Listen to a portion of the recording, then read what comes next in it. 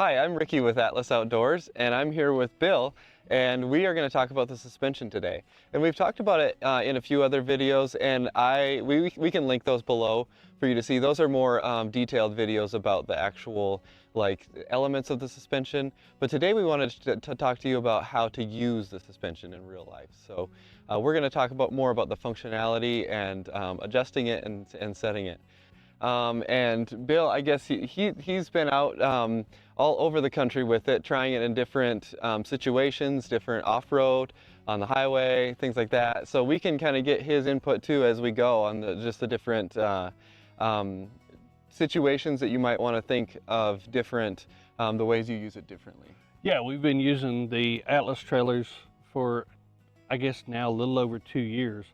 On this particular trailer right here, we've already got a little over 18,000 miles on it. What we want to show today is more of how you set it up while you're driving. We have a lot of customers that want to know what their air pressure should be while they're driving, whether it be on-road, off-road, whether it be slow country road, or even highway speeds. So those are the kind of things that we're going to dive into today. Right. And I think that the first thing that we should do is just go over some basic elements of the suspension. Like I said, we've covered them more in depth in other videos, but we'll just talk you through just the basics so that you can kind of, from there, you can kind of understand. It'll kind of tie into what we're talking about as we go. So we'll start there. Okay, so now we're underneath the TetonX, and this video is applicable to both the TetonX and the AppalachianX. The suspensions are the same on both, so you can use it interchangeably. But this is the basics we're going to show you. So here's the A-arm. This is where the wheel connects to the suspension. So this arm here, there's one for each side. And so this is the base here. And so then on top of it, you see your airbag. And this is the pillow of air, basically, that's protecting the frame of the trailer from the bumps that the wheel is taking. So the more air you have in here, the higher the trailer will go, and the firmer the airbag will get. So if you have less air, it'll be a soft ride, and if you have more air, it'll be more of a firm ride. So from there, we'll go to the shocks, and the shocks are just controlling the rebound. They're dampening, so as you're going up and down, this will just catch it and control that a bit better. So, and then you have a limit strap here.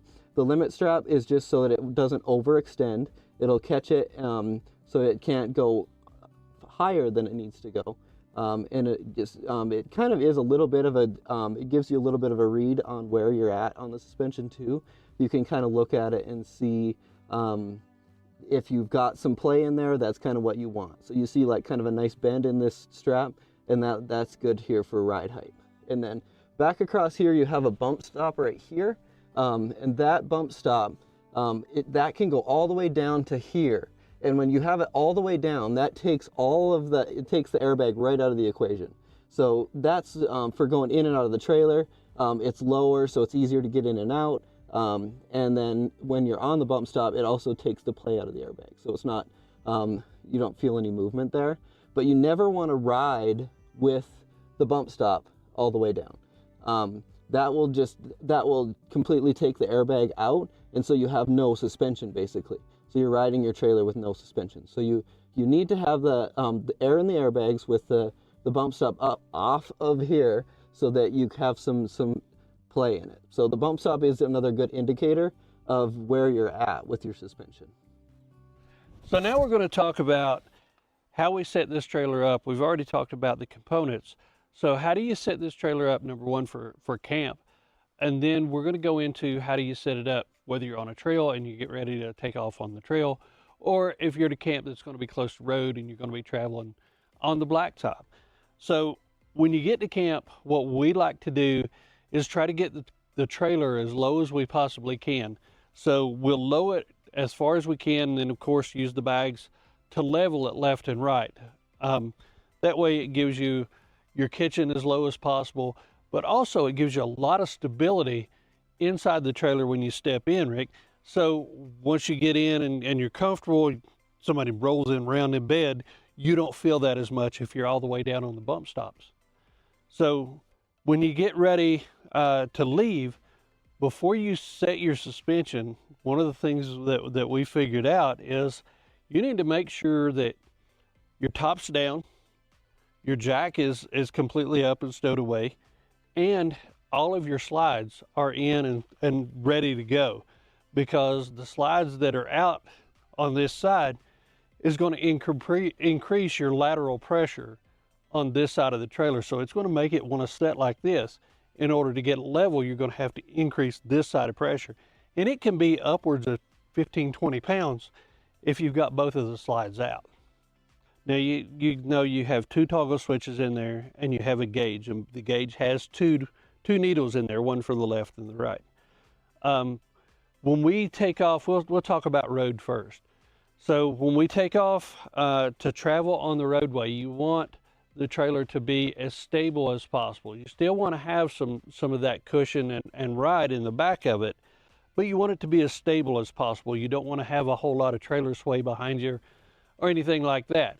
Some people may think, well, let's get rid of all of it and let's just max it all the way out, and that way it's all the way up. Well, if you do that, then you take the suspension completely away from the trailer, just like it being all the way down on the bump stops. You want to have up travel and down travel, but in this scenario, you want to be able to have as much stability as you can. So you have a total of 5 inches of travel with these trailers. And what I like to do is to set that travel between 3.5 and 4 inches between the bump stops for riding down the road. And that makes it a little bit on the stiffer side of our range.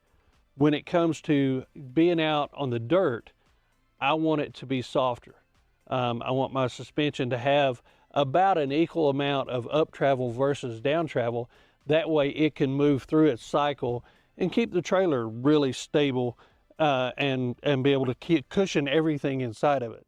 So for that, I like to run between 2.5 and 3 inches between the bump stops, and we'll show you how to do that. So can we just do that by the gauge?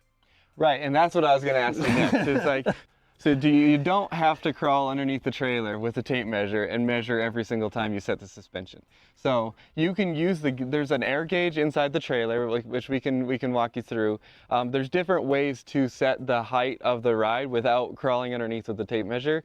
So, but like you said, there is an air gauge to start with, but you have to use it specific to your trailer. Because just like with the fridge out, changing the different pressures, your gear inside, or the amount of water inside, or just the weight with the options that you added to your trailer, that is different than your neighbor's trailer that doesn't have maybe the air conditioner and solar panels on it. So the weight of the trailer is different. So that means that it's going to take a different amount of pressure in the airbags to get to the same height and the same level of the trailer. So, and it also depends on how your trailer's loaded. If you have everything to one side, you're going to need more pressure in that side. So it can be even something as simple as, are you full of water? Right, or exactly. Are you down to 1/4 of a tank? Now the gauge is a good basis. So where I normally start is, if we're going to be hitting the road with the Teton, then I'm at about 60 pounds. Just to give you a good reference point, with the AppalachianX, that starting point for me is only about 40 to 45 pounds. We're still learning that trailer exactly where it needs to be as far as the gauge goes and how we've loaded it. But the gauge is a good place to start. And the best way that I have figured out to do is a couple different methods actually, but it's using the same components. And it's right back here at the fender and the tire. Okay, I'm at about 3.5 or 4 inches between the bump stop and the axle. Then you can come out here and correspond that same measurement between the tire and the fender. So it's not going to obviously be 3.5 to 4 inches, but it's going to be, you can take a tape measure and say, okay, I'm at 9.5 inches. So that 9.5 inches is where I want to be from the tire to the fender on my particular trailer. Now, I don't always use a tape measure. If I want to drop that down, so I'm at 9.5 inches, we'll say I'm at 9.5 inches for road height.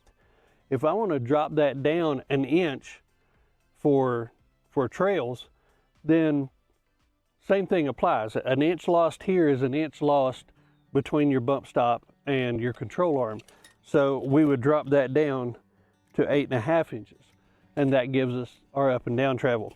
So I tend to cheat. I've got a 9.5 inch measuring tape right there. So for me, my hand, when it touches there, I know I'm at my 3.5 to 4 inch mark.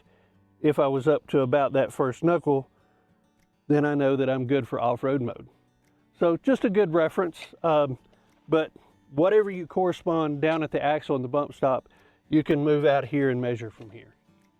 Right, and so if your hands don't work out perfect for that, you can just have a little tool that you use, or maybe an item that you're using for camping is the same size, so you can just use something like that. That is a good way if you don't want to go necessarily by the gauge or crawl underneath. This is a good way. It's just from the fender down to the tire. We actually had a customer talk about doing dowel rods, just like a 1/2 inch dowel rod you would buy at a home improvement store, and going to cut those off at whatever his ride height was. It was going to be 9.5 and then one for 8.5.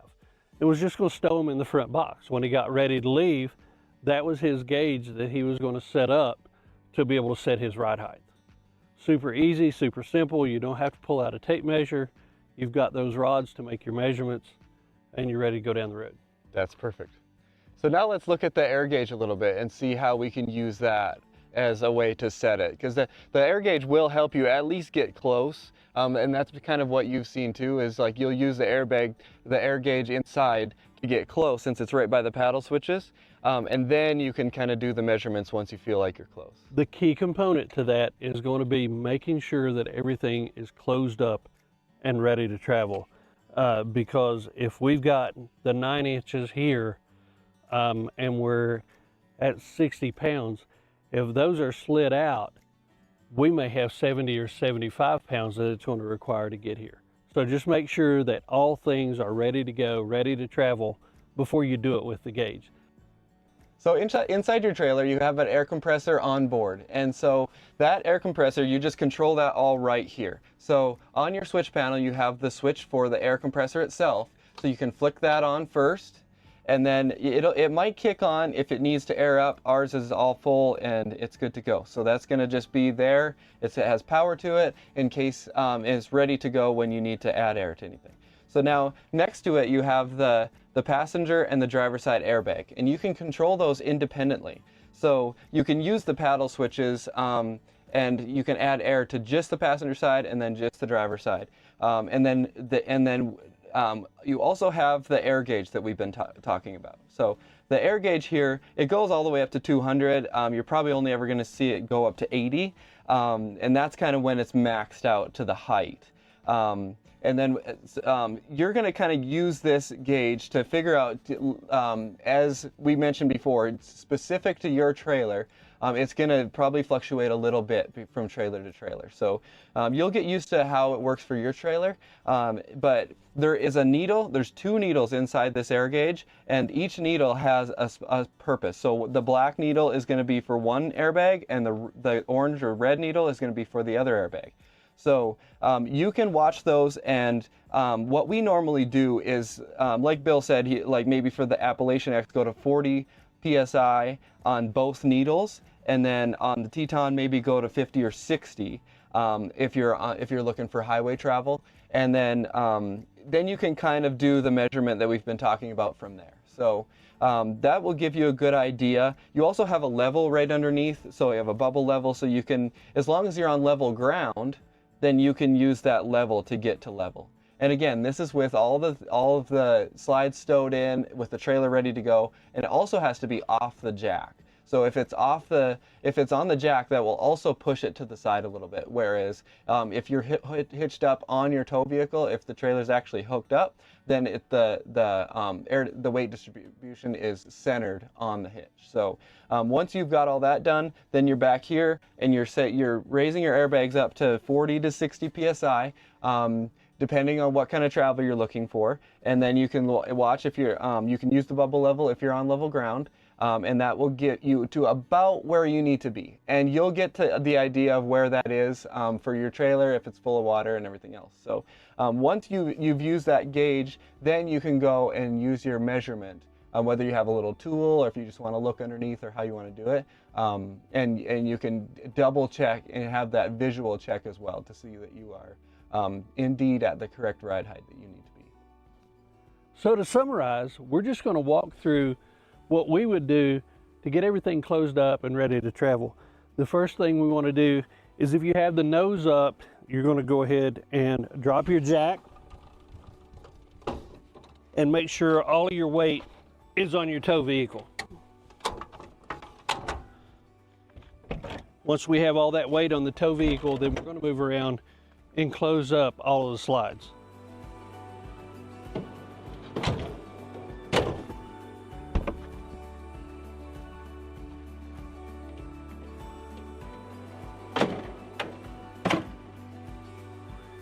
So after everything, as far as the slides are in, then we're going to go ahead and close the top.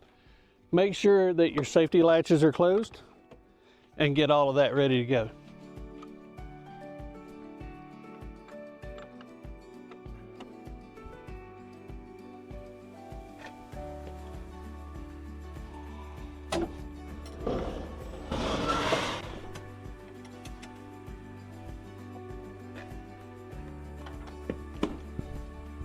We're all closed up. The next thing I'm going to do is I'm going to come in here, air my bags up, and I'm going to get them up to about 60 pounds. That gives me a good starting point of where do we need to be. All right, so once I've got my gauges up to around 60 pounds, then I'm going to use my hand, or you can use that dowel tool that I talked about, or a tape measure.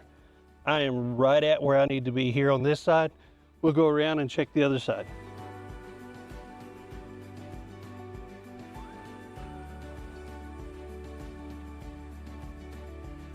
As you can see on this side, we're just a little bit low, maybe, not much. We probably could add a couple pounds of pressure on this side, but we're really close. The other way that you can confirm that you're up off the bump stops as far as you need to be is, once you get it where you want it, then you can just look underneath, make sure that those look even, and you're ready to go. So what I just showed you works whether you're going to be on-road or off-road. The only real difference at this point would be is going to be how much travel that you have between your tire and your fender, or between your axle and your bump stop. You can tell that by your gauge. Normally it's about 5 to 10 pounds less if you're going to be off-road, and what that equates to is about an inch less here. You want to be between that 2.5 to 3 inch mark as far as amount of travel between those on your bump stop and your axle. So if you have any further questions about your particular setup, you can reach out to me at bill@TetonX.com, or you can reach out to Ricky at TetonX.com. Yeah, and we are happy to help. So if you have any questions on your specific trailer, how it rides, if anything that you think is maybe different than others, or just specific questions to the terrain that you're in, feel free to reach out and we're happy to help. So this will be a little bit of a learning curve for you, since it is specific to your trailer. The first few times you'll get the hang of it really fast, though, and then you'll be ready to ride. So you are all set up and you are ready to go. So enjoy your adventures, and we'll see you out on the trail.